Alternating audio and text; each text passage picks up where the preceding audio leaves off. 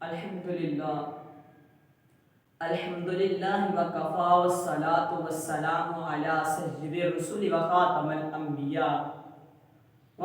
الانبیاء لا نبی بعدی ولا نبوة بعد نبوته ولا کتاب بعد کتاب اللہ ولا دین بعد دینہ ولا شریعت بعد شریعته ولا امت بعد امته وعلى آلہ واصحابہ اجمعین اما بعد فاعوذ باللہ من الشیطان الرجیم بسم اللہ الرحمن الرحیم ان اللہ وملائکتہ یصلون علی النبی یا ایہا الذین آمنوا صلوا علیہ وسلموا تسلیما الصلاۃ والسلام علیک یا سیدی یا رسول اللہ وعلی آلک وصحابک یا سیدی یا حبیب اللہ الصلاۃ والسلام علیک یا سیدی یا نبی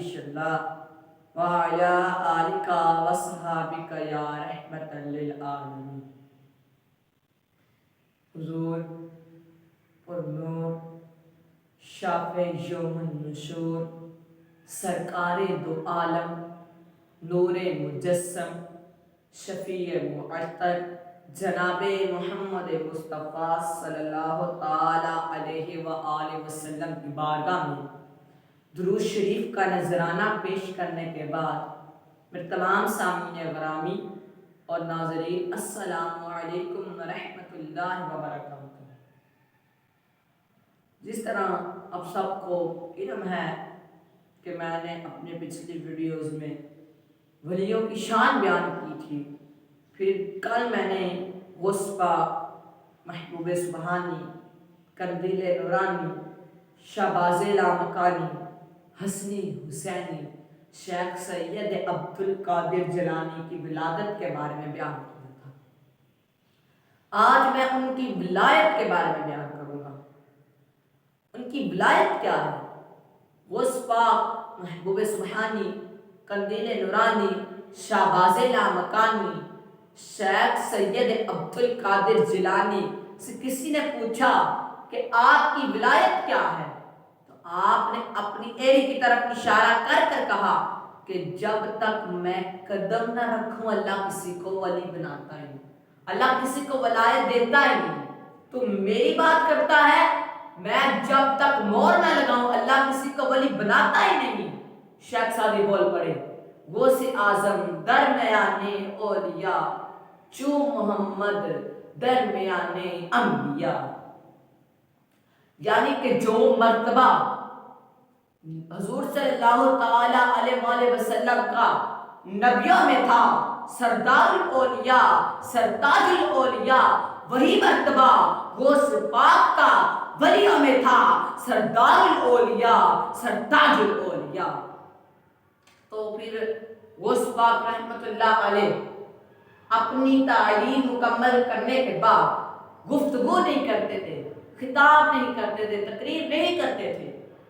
تو پھر نہ آپ کے خواب میں ایک مرتبہ حضور صلی اللہ تعالی علیہ وآلہ وسلم تشریف فرما ہوئے، آ کر کہنے لگے کہ غوث پاک تو تقریر کیوں نہیں کرتا، تو خطاب کیوں نہیں کرتا، لوگوں سے گفتگو کیوں نہیں کرتا؟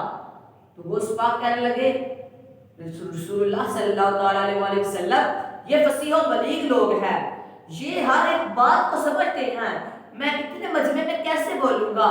حضور صلی اللہ تعالی علیہ وآلہ وسلم نے کہا غوث پاک اپنا منہ تو کھولو۔ غوث پاک نے اپنا منہ کھولا، حضور علیہ السلام نے اپنا لعاب دہن ان کے منہ میں 7 مرتبہ ڈالا، اپنا لعاب دہن ان کے منہ میں 7 مرتبہ ڈالا۔ تو پھر آپ نے کہا کہ شیخ سید عبدالقادر جیلانی اب تو لوگوں سے گفتگو کرنا، لوگوں سے خطاب کرنا، گفتگو کرنا، تقریر کرنا، تو تقریر کرتا جا، گفتگو کرتا جا، خطاب کرتا جا، میری برکتیں تیری مدد بھی کرتی جائیں گی۔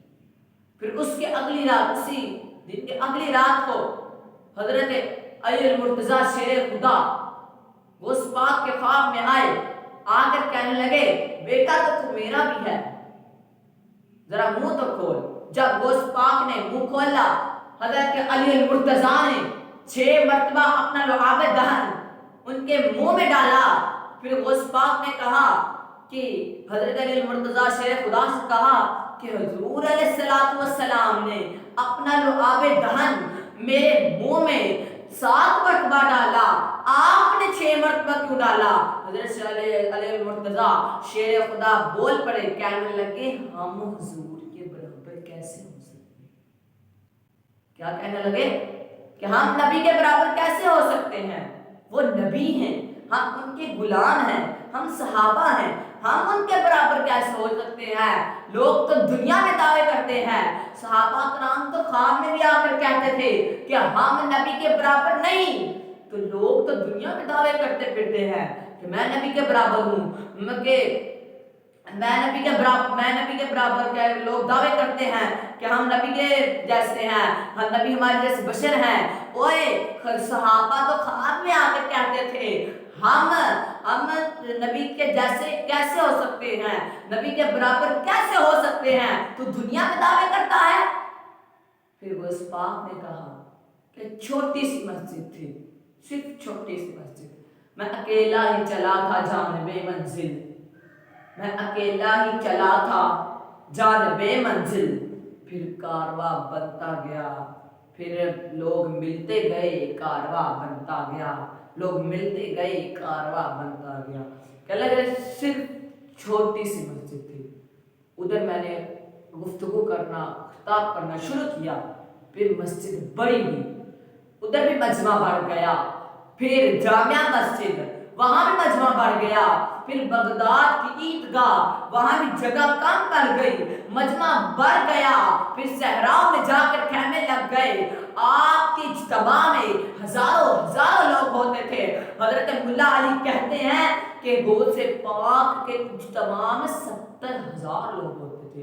آپ کا خطاب کو سننے کے لیے، آپ کی گفتگو کو سننے کے لیے 70,000 لوگ ہوتے تھے، 70,000 لوگ آپ کے اجتماع میں ہوتے تھے، اور علماء کاغذ اور پینسل ہاتھ میں لے کر بیٹھے ہوتے تھے۔ غوث پاک تفسیری نکتے بیان کریں گے، ہم نے ان کو نوٹ کرنا ہے۔ تو یہ آپ کی کرامت تھی کہ آپ سپیکر کے بغیر بولتے تھے، آپ سپیکر کے بغیر تقریر کرتے تھے، گفتگو کرتے تھے، جیسے سمجھ پہلے والے کو آتی تھی ویسے سمجھ آخری والے کو آتی تھی۔ یہ آپ کی ولایت ہے۔ آپ نے کہا جب تک میں اپنا قدم نہ لگاؤں نا، اللہ کسی کو ولی بناتے ہیں۔ کسی نے پوچھا نا آپ کی ولایت کیا ہے، آپ نے کہا میں قدم نہ لگاؤں اللہ کسی کو ولی بناتا ہی نہیں۔ یہ ہے آپ کی ولایت، یہ غوث پاک کی ولایت ہے۔ اللہ تعالیٰ سے دعا ہے کہ اس پر عمل کرنے کی توفیق عطا فرمائے، اور کل انشاءاللہ غوث پاک کی کرامات بیان کروں گا، اگر مجھ سے میرے خطاب میں، میرے گفتگو میں کوئی غلطی کوتاہی ہو گئی ہے، اللہ تعالیٰ سے دعا ہے اپنے پیارے محبوب محمد مصطفیٰ صلی اللہ تعالیٰ علیہ وآلہ وسلم کے صدقے معاف فرمائے۔ وآخر دعوانا ان الحمدللہ رب العالمین۔